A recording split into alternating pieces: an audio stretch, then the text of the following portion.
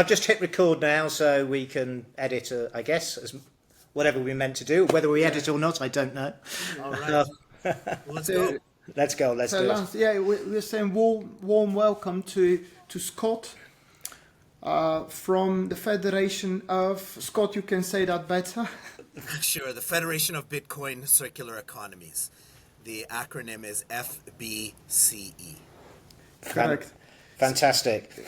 Just before kicking off, it's very important to say that we know Scott from the Bitcoin from the Geyser Fund and the grant we did receive, which was a wonderful grant, which helped us being a lot more active and start thinking about this Bitcoin adoption here, because we did play with Bitcoin before, we did accept Bitcoin, but now doing it in another different way, isn't it? Yeah, absolutely. So, yes, in summary, it's been very motivating for us to get some sats into the pot and kick off the promotions that we've now got running. But really, It's been evident. We've seen your increased activity. We've seen the energy. I think that the global community of people who are tuned in to the work of organizations and the adoption and use of Bitcoin as a currency locally have really seen Bulgaria in action over the last couple of months in a new way. So really excited that the partners for this grant were able to make that happen. yeah, fantastic. For the benefit of everybody, including ourselves, Scott, could you let us know what your inspiration for setting up the Federation of Bitcoin Circular Economies? Sure, I'll try to be as brief as possible as well. So my background is not in finance, not in coding. My background's actually in community development and health. For over 20 years, I worked globally in the area of community health and development, working with local communities around the world to address local needs, both access to local health services, but also to address all of those, what in that world we call social determinants of health that impact the opportunity to achieve health and well-being, or that cause its opposites. That's access to affordable and adequate housing, access to nutritious foods, access to other supports and services. So I've worked in that world for 20 years, for about 15 of those with two associations, one here in Canada and one global, focused on community health centers. So those community health centers are places where essentially you're trying to bring all of those things together into sort of a one-stop shop. That you have a local hub for community, for health services, so doctors, nurses, counselors, social workers, but also to provide services and supports that help people address their housing needs and other local needs, pulling those together into a one-stop place so people aren't needing to go to multiple locations to get support and find out what resources are accessible to help them. And so I led our Canadian Association of Community Health Centers here in Canada, but then also a global organization called the International Federation of Community Health Centers for 15 years or so. And that dovetailed, or I should say the last 5 years or so, dovetailed with my Bitcoin journey. And so I, quite independent of that work, learned about Bitcoin in about 2018, 2019. As so many people who encounter Bitcoin at first thought of it just as an investment tool, was starting to take a little bit more charge of my personal finances and thought, this Bitcoin thing, maybe it's something that should go in an investment portfolio. Got a little bit of Bitcoin in 2019. Pardon me.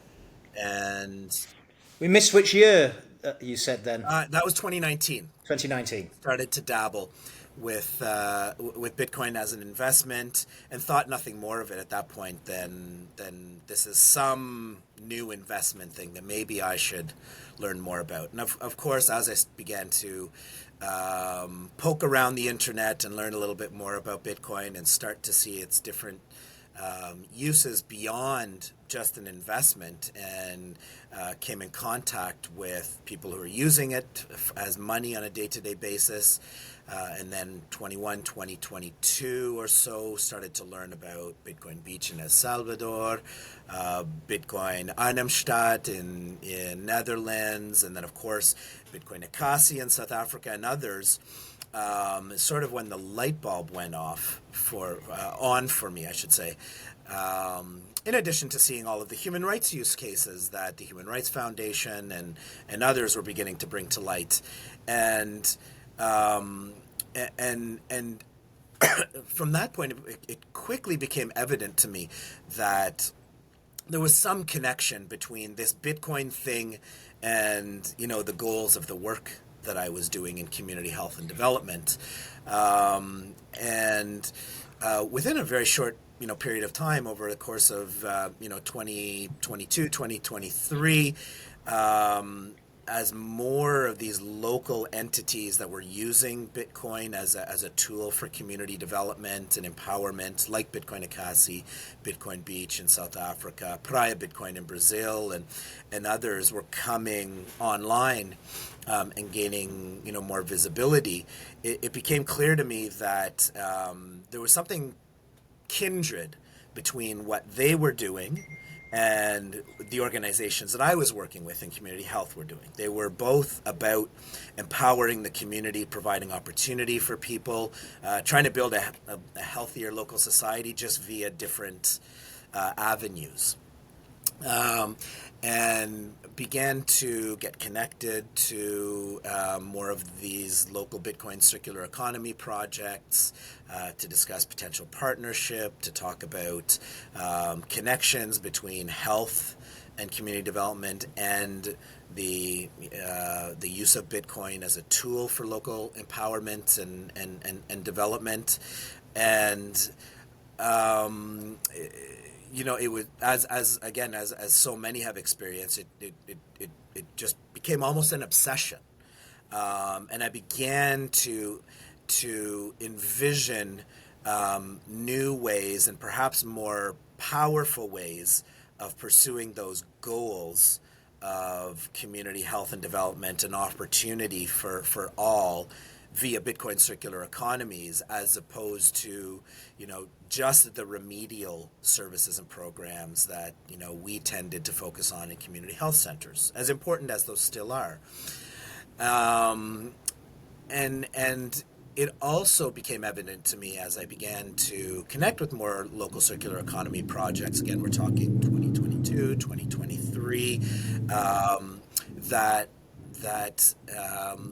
there's a similar dynamic between these decentralized, dispersed entities and community health centers that I've been working with around the world, in that because they're grounded in the community and trying to address locally specific challenges, there's similarity to them in terms of approach and model, but they're vastly different realities that they're contending with, and they're attuned to the local needs of their community, and so it became clearer and clearer to me that there needed to be some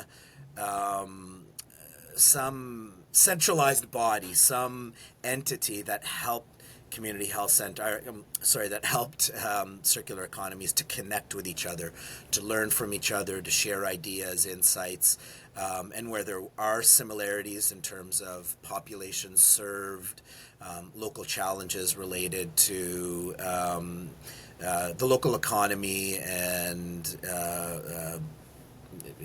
challenges of being unbanked, etc., that these communities would work together and support each other, because we do more and we achieve more working in collaboration than we do in isolation.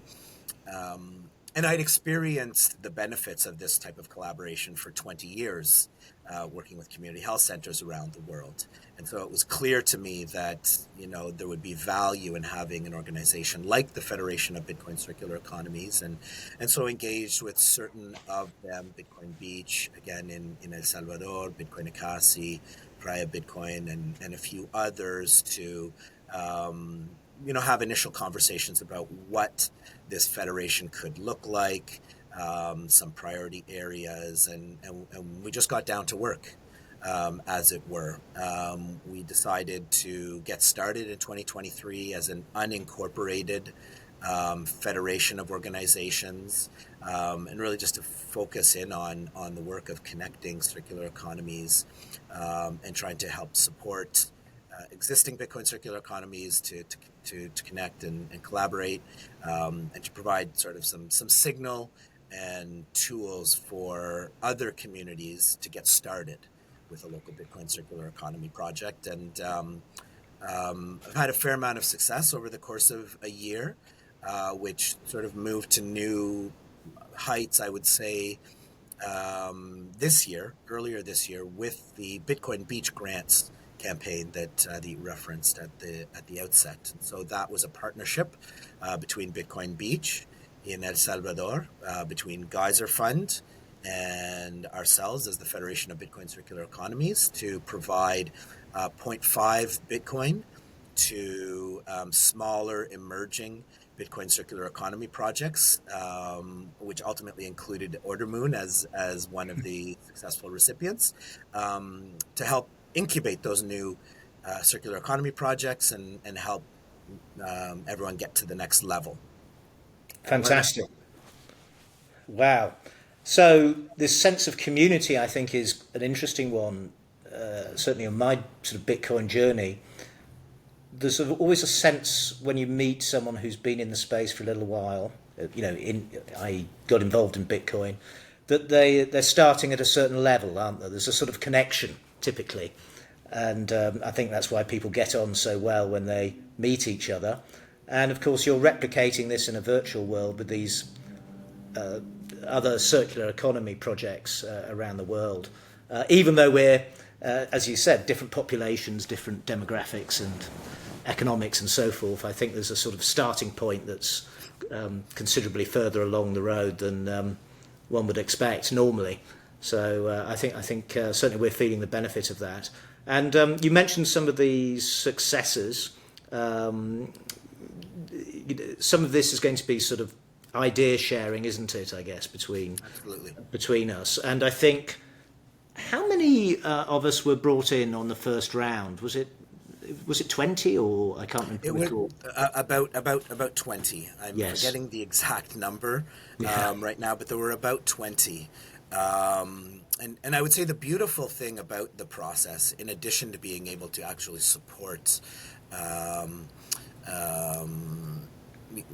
emerging circular economy projects, is that I think it gave the global community of circular economies, of which we're sort of a coordinating node, an opportunity in new ways to learn about each other.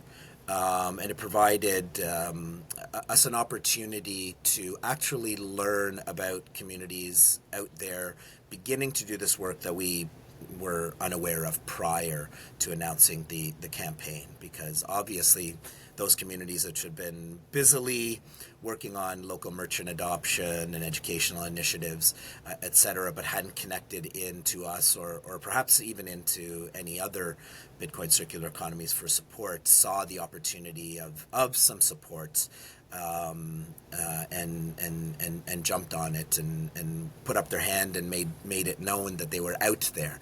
So I think it really did give a boost to our collective efforts to increase the visibility of Bitcoin circular economies around the world, and to increase our numbers, in addition to the actual support provided to scale local efforts.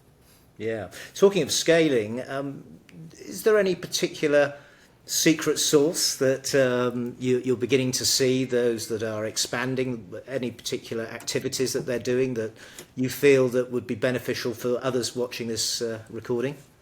Sure. A couple of gems or kernels of wisdom I think that we've gleaned over the past couple of years, not necessarily in terms of any sort of chronological order as to how to do things stepwise, but core ingredients are one. I think we've identified that key to success for any Bitcoin circular economy is having a dedicated leader or lead group of individuals who are passionate about Bitcoin, not strictly as an investment tool, but as a tool for community development, and who are really going to take ownership of the project.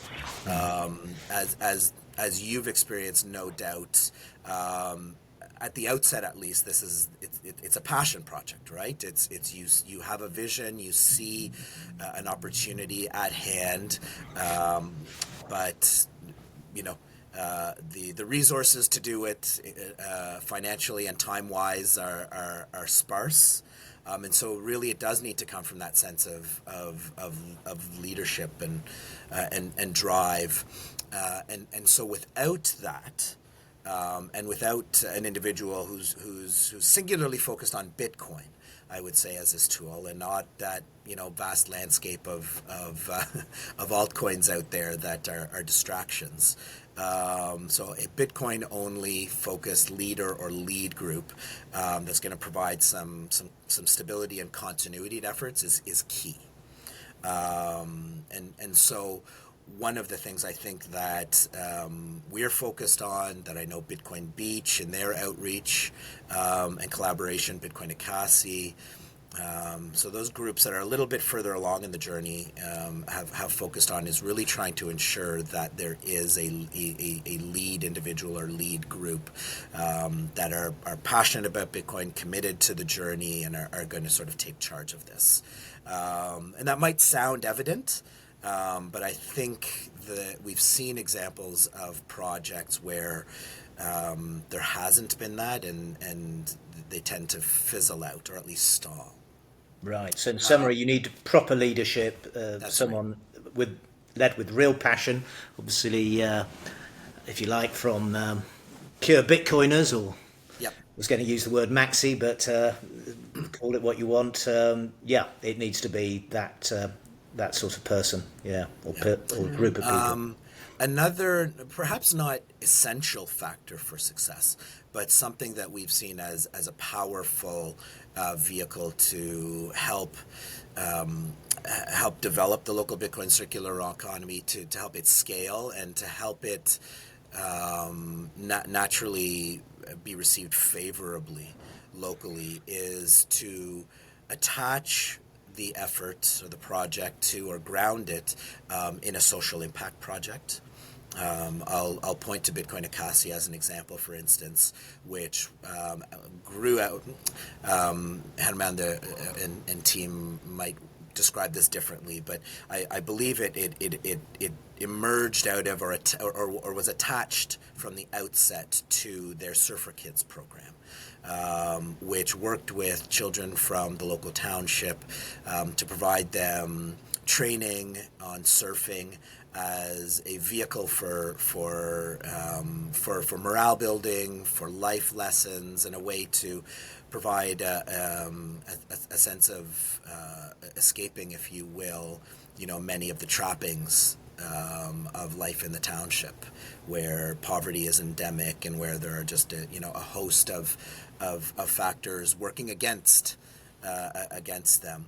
And so attaching Bitcoin and the effort to grow a circular economy to a project like that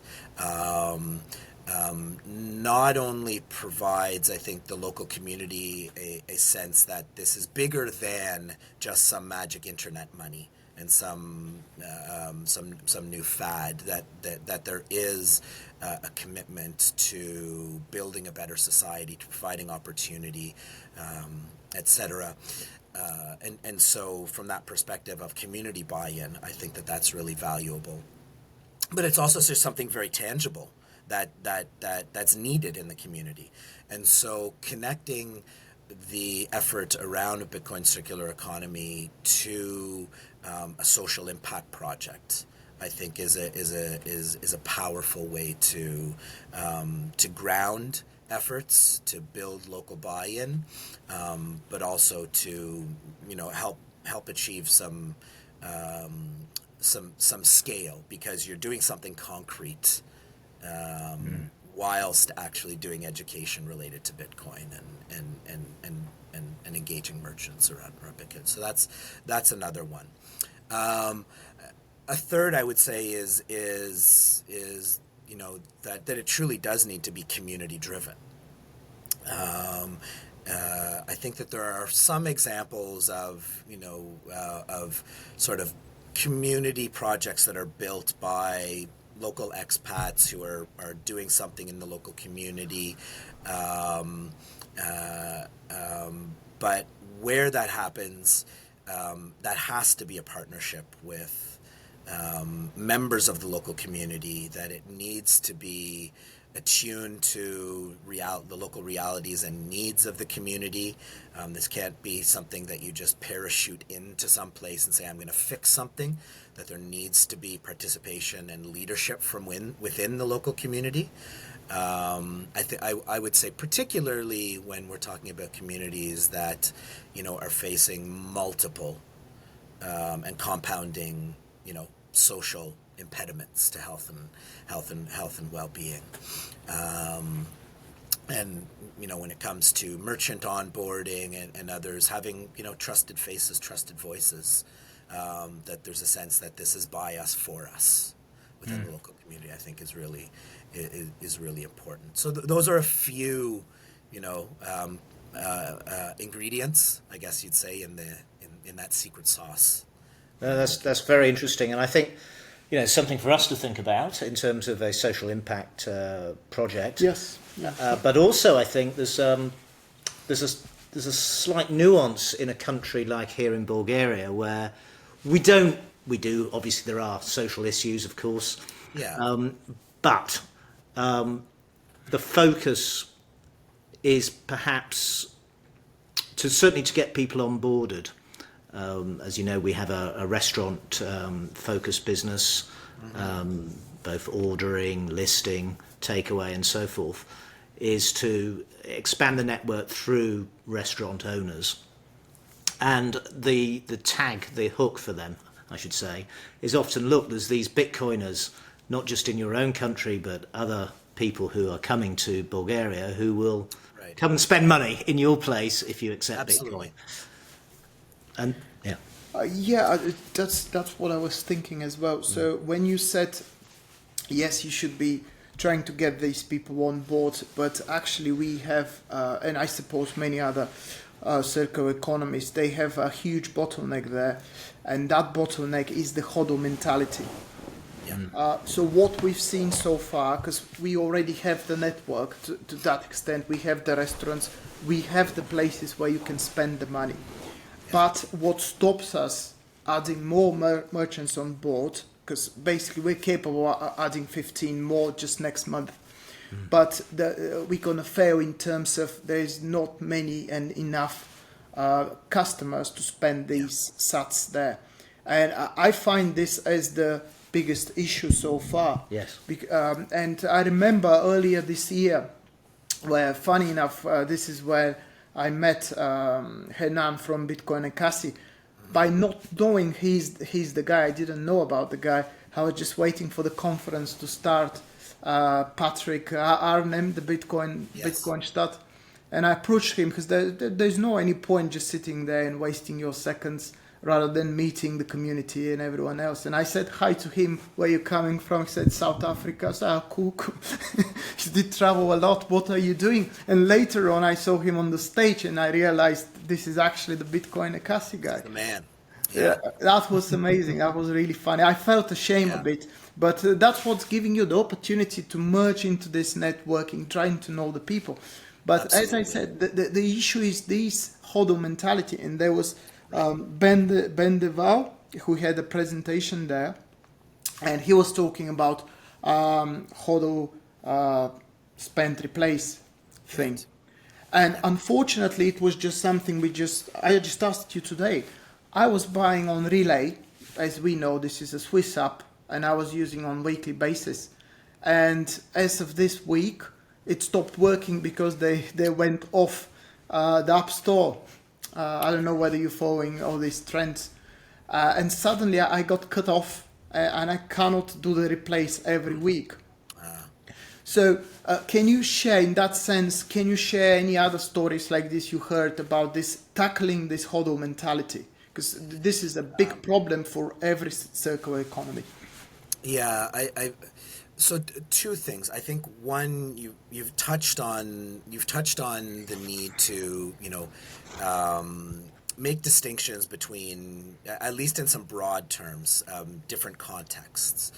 And so the context of the global South in general, where you're dealing with different challenges, or at least if they are the same challenges which are magnitudes graver. For instance, the challenge of inflation, challenge of unbanking and lack of access to financial rails, poverty, all of these compounding factors are different from a context like Canada, the United States, Bulgaria, or elsewhere, where for all intents and purposes we have generally well-functioning, with an asterisk beside that, I know, because we all have our complaints, but generally well-functioning financial systems with relatively reliable currencies, et cetera, and a higher per capita level of income, et cetera. So we're going to be facing different challenges in those contexts. I actually see in the global South that there's less of this hodl mentality, because Bitcoin is solving a really valuable challenge of poor infrastructure, financial and otherwise, and offering a better money, which, despite the price volatility, which we all know is still an issue as this asset continues into price discovery, and adoption continues, is still often less volatile than local currencies. Yeah.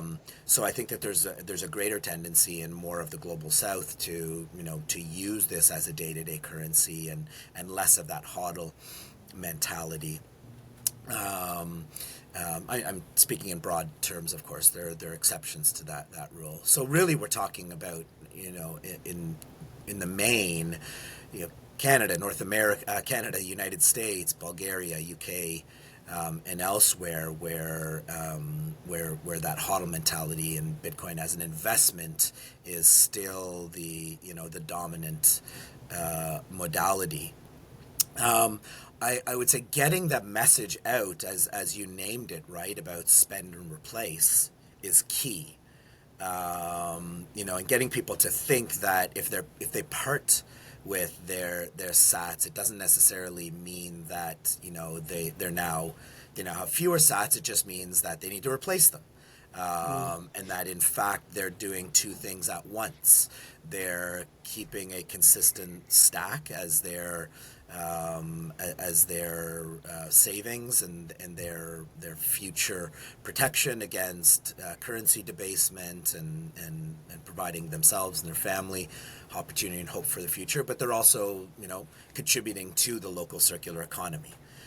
So we need to get people to exercise those two parts of the brain, I guess, or those two things at the same time. Is, yes, hodl, right? That's for sure if you're in a position to do so, but that shouldn't prevent you from spending. So spend and replace as you can.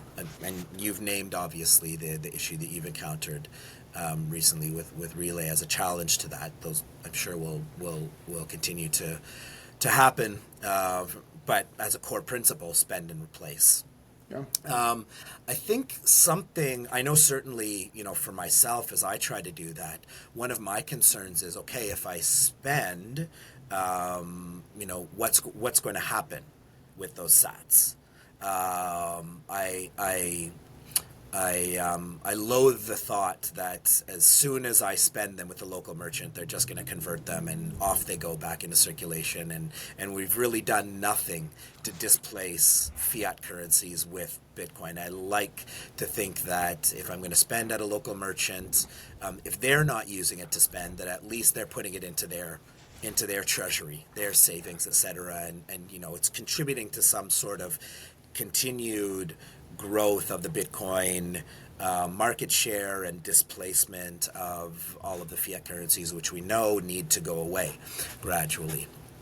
And so I think working with merchants and others where we're spending to help them understand the value of holding on to their Bitcoin, and even recycling it by purchasing some of their supplies, for instance, in Bitcoin, or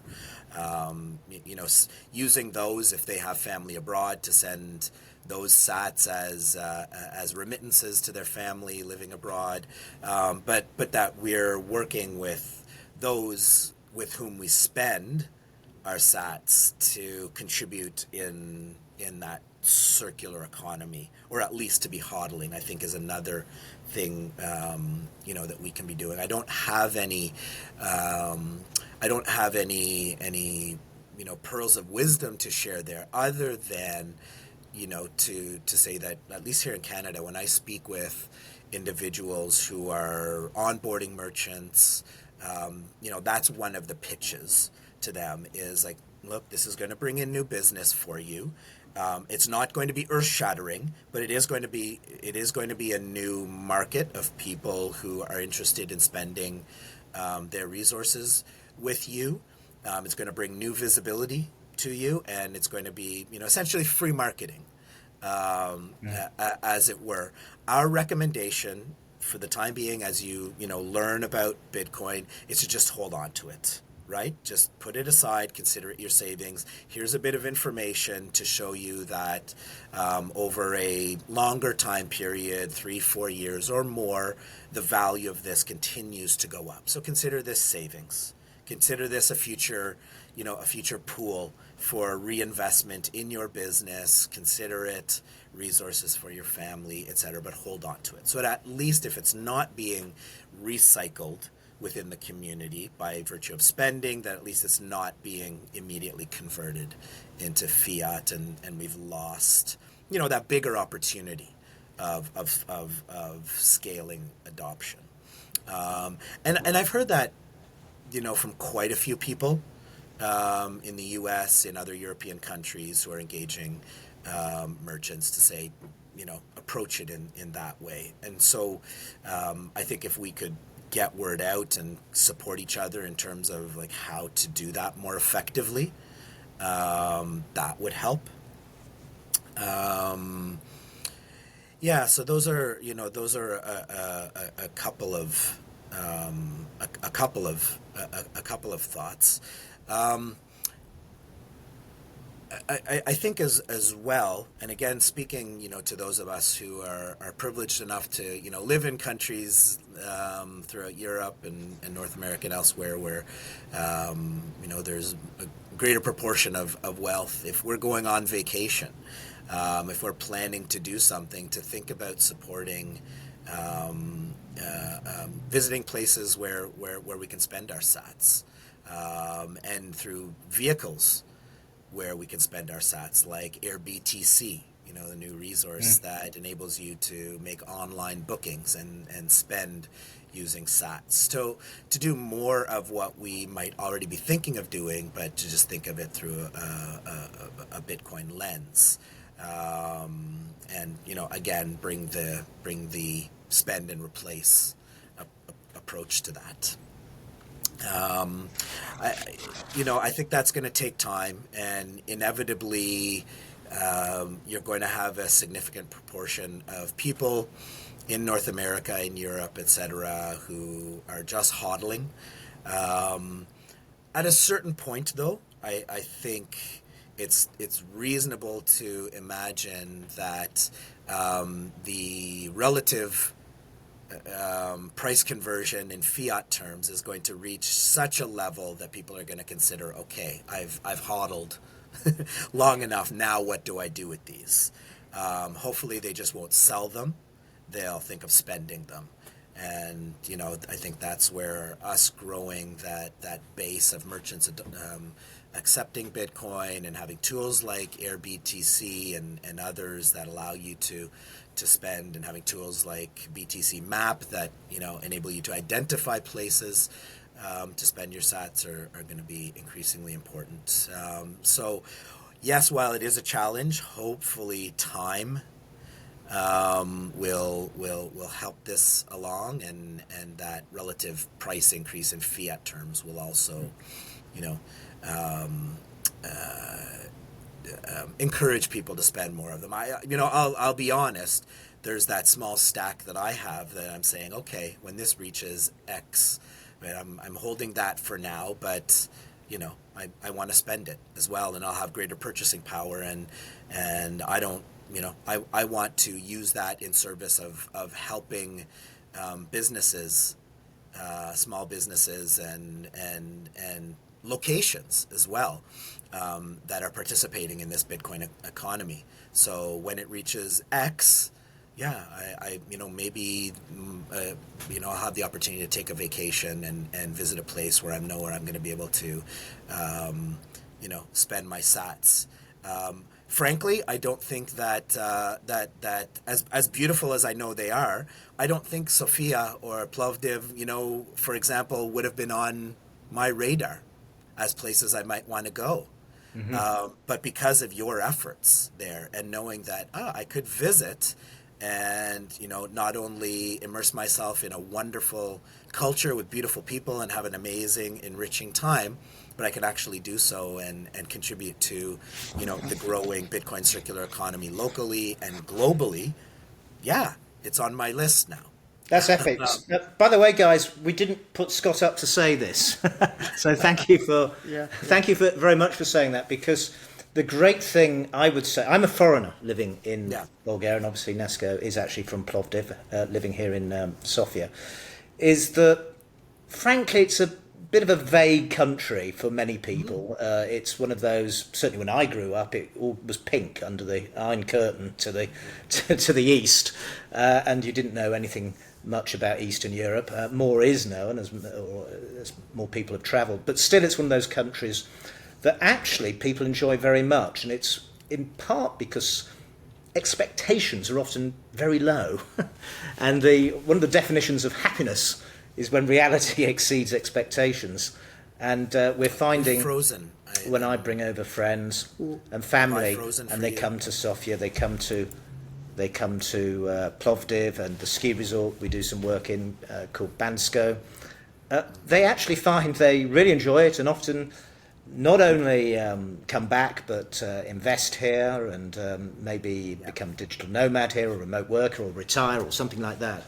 And not because it's necessarily more affordable, although that is a reason to come here, particularly if you're younger, paying $1,000, $2,000 a month rental. You only pay $400 here in Sofia. So there's an economic argument as well. But I very much agree, and I think that's very much our strategy, to say to people, come over, use the excuse of spending some sats, and we think you'll have a fantastic time. What do you say? Yeah, I'll definitely agree. And I would say, coming back to the very beginning of the conversation, thanks to Geyser Fund, thanks to Bitcoin Beach and the Federation of Circular Economies, we actually did establish again all the connections to the local community, which is huge thanks about that. We were asleep, to be honest, because we were doing this from 2016. We did it for like 3 years. We pushed a bit. There was one restaurant accepting Bitcoin, and suddenly we got taken from all the business we're doing daily, and now we came back to that game. So we tried and failed in 2016. But you know what? I don't think you're alone. I think you're in very good company in that respect. I was not part of this. This ecosystem prior to 2019. It's really only like around 2020 and afterwards that, I was a bit more conscious of what I'm participating in here. As I mentioned earlier, this was just, magic internet money, digital gold, an investment tool, and nothing more than that. But after having a number of conversations with people who've been in the space for years, there have been, numerous attempts in different locations to really get Bitcoin to catch on as money. And I think a few somewhat successful examples, which I think fizzled out just because it wasn't the time for Bitcoin in that use case yet. But it seems like from 2021 onward, for a variety of intersecting reasons, including, I think people's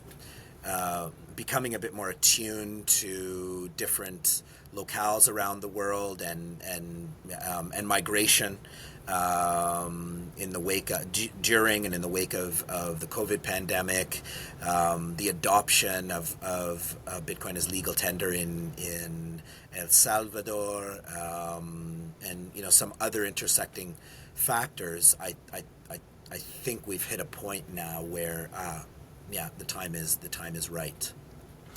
I mindful about the time. Yes. I wanted to ask you something because you're basically based in Toronto. Is that the case?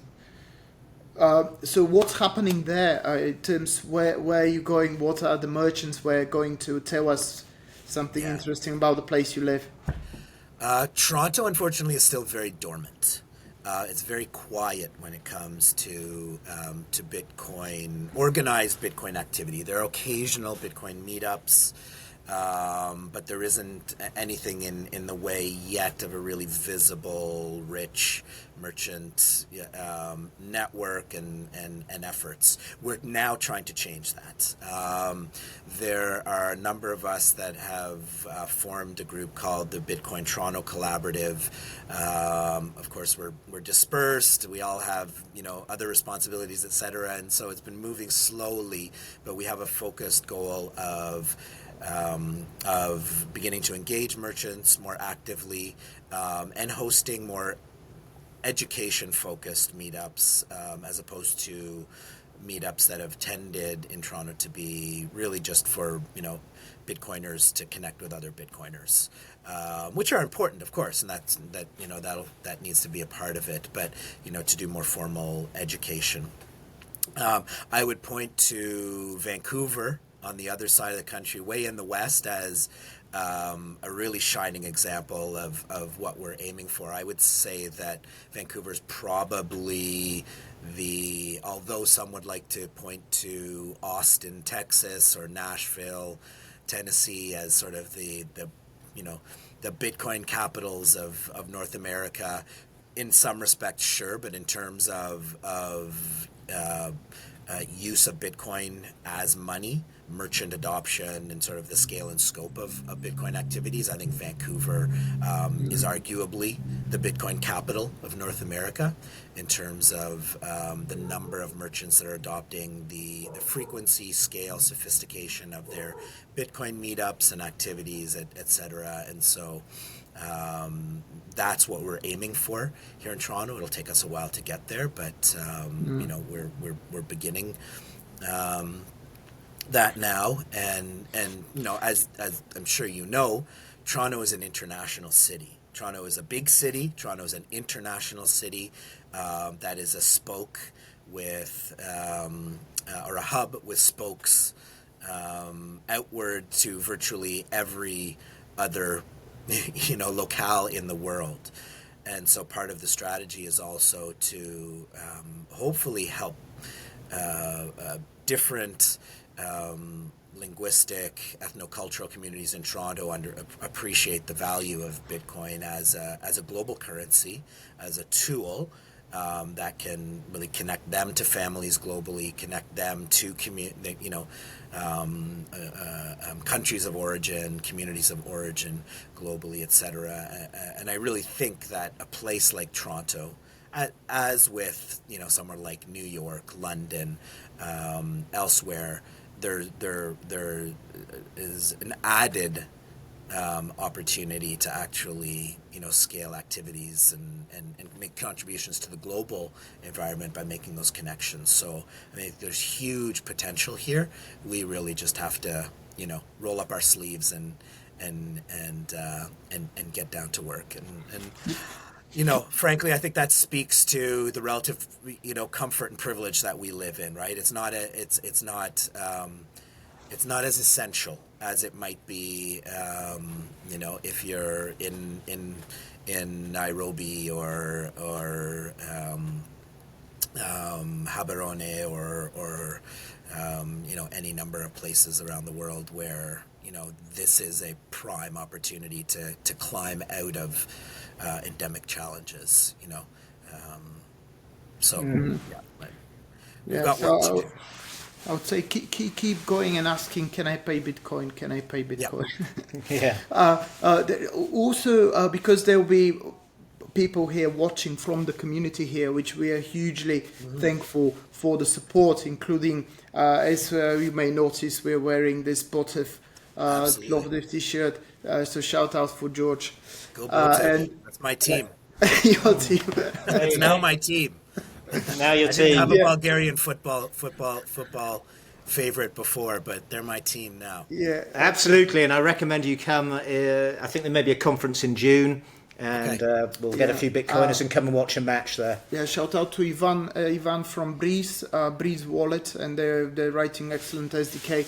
And people will be watching this show, people from Bulgaria. And the way I think you found via Twitter, via X, about the fund. Yes, I did. So, Scott, can you tell us just what to follow? So if someone from the community here has ideas about starting a project or bringing more education, where should he click the button follow, or what sources he should be checking? Sure. Well, I would say visit our website, which is fbce.io. You can find all of our social media handles on there. We're on X, or it used to be called Twitter. We're on Noster. We also have a profile on Facebook and LinkedIn, if those are preferred. Not as active, but you can at least find us and reach us there. If you send a message to us expressing interest, we'll find it. I would obviously recommend that they contact you. But one of the things that we also recognized in wanting to establish the federation is that each project, yours for example, you're at full capacity doing what you do locally, and of course I think every Bitcoin circular economy will do its best to try to support others locally, but there's only so much capacity to do that.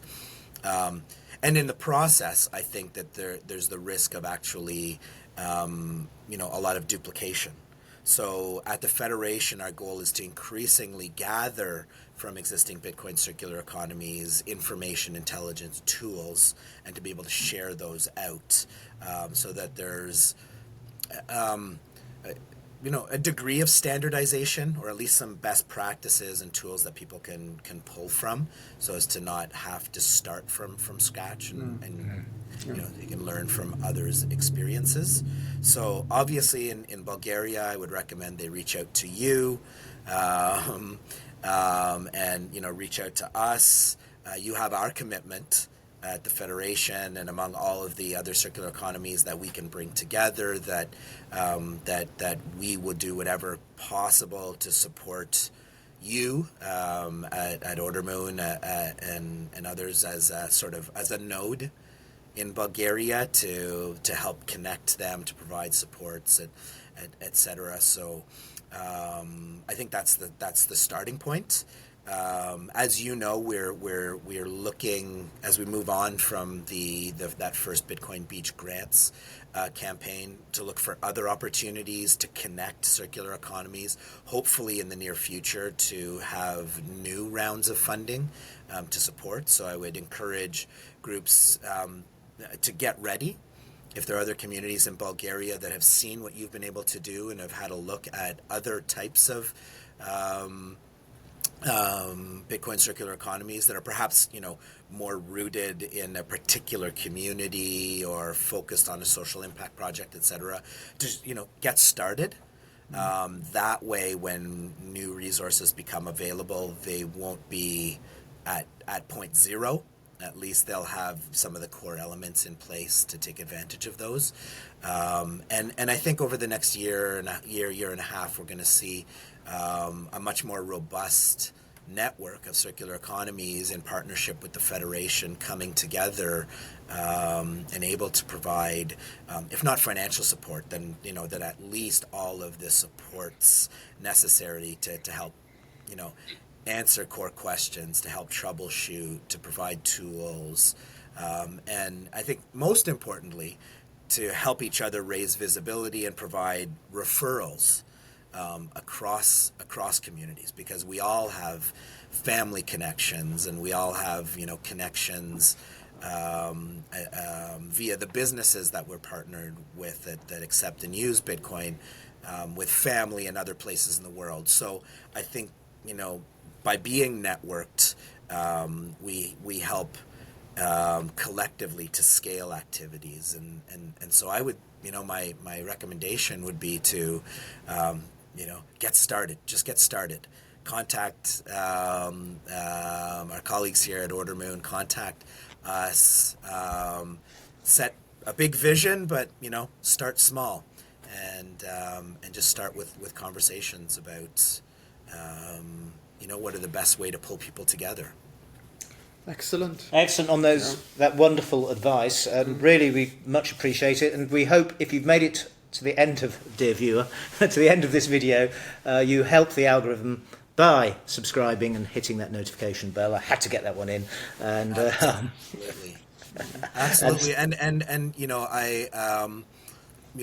I was one of the things that I've learned is to not be too dogmatic about trying to define what a Bitcoin circular economy must look like, or because there are different ways of advancing towards the goal of Bitcoin adoption and circularity, and certainly the model that you are using in Bulgaria, which isn't rooted in a particular community, but is really focused on a particular business model and group of businesses that can help to accelerate adoption and use, is a Bitcoin circular economy of sorts. And I'm sure you've had these conversations internally, that as you progress,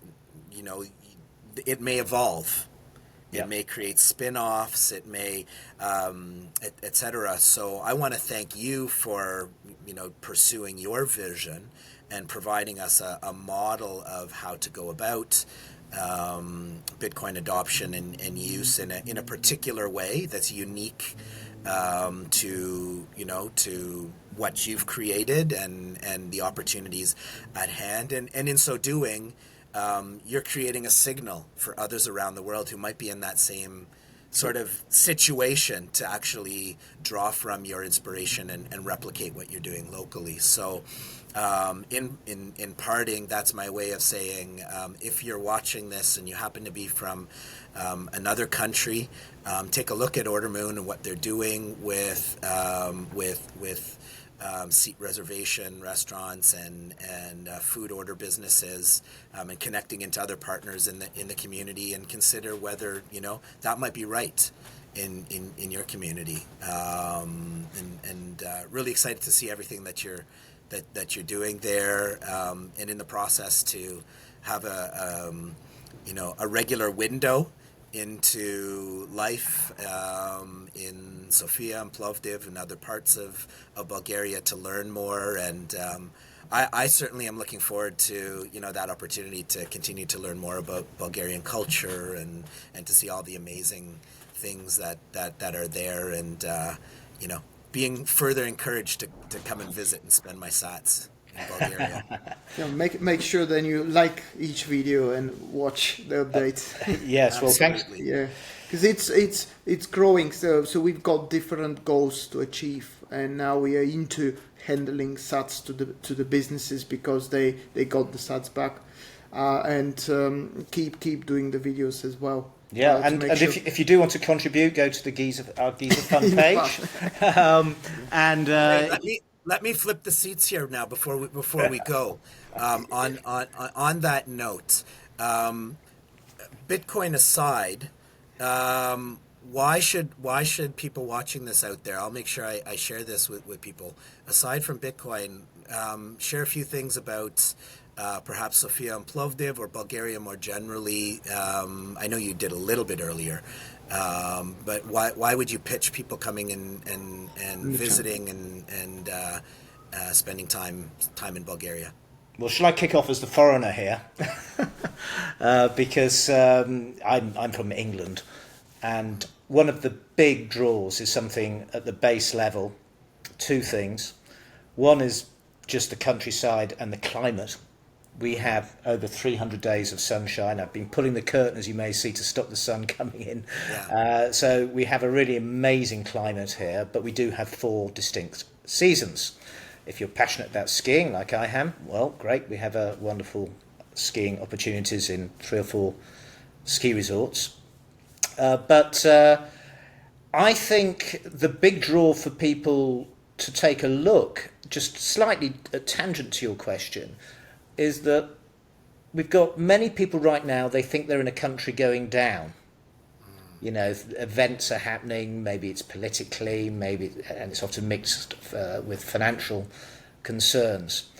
Well, Bulgaria actually is on the ascendant. It's got a flat rate tax of 10%, which means personal tax, capital gains tax, and dividend tax is 5%. And we just did an interview earlier. We bumped into some Italian, again foreigners, living here in Sofia. And, of course, their business absolutely loves 10%. They prefer being here than in Italy, in the same way I prefer being here than in the UK. So there's an awful lot of attractions. Plovdiv, where Nasko is from, well, you'll say why. Beautiful there. Yeah. But we are lacking places there. So based in Sofia, we managed to get on board quite a few places. Yes. Plovdiv, with the help of George, we got a few places there. We are lacking a hotel, because if someone wants to come in, they want to spend their sites in a hotel. So BTC will eventually do the job. Yeah, but come to Plovdiv because it's older than Rome, so it's amazing history. And Sofia is very much changed. If you were here 20 years ago, you'd barely recognise it. It's a very vibrant scene. Lots of arts going on, and music, and we now have excellent craft beer. What more reason do you need to come to a country than great craft beer? So people really enjoy Sofia and Plovdiv and Varna as well. So I do. That's my sales pitch over with. But give it a go. I think you may be surprised how much you enjoy it here. All right. Right. Thank you for your time, Scott. It's been my pleasure. fantastic. Thank you so much for the invitation. It's wonderful to have a bit of time to connect with you all, to talk about circular economies, and to hear more about what's happening in Bulgaria as well. Absolutely. Thanks for your time, and we look forward to seeing you again. Thank you, Scott. Likewise. Looking forward to it again. Bye. Bye-bye. Right. Cheers. So, thanks very much for that. Thank you. I'll just stop the recording. There we go.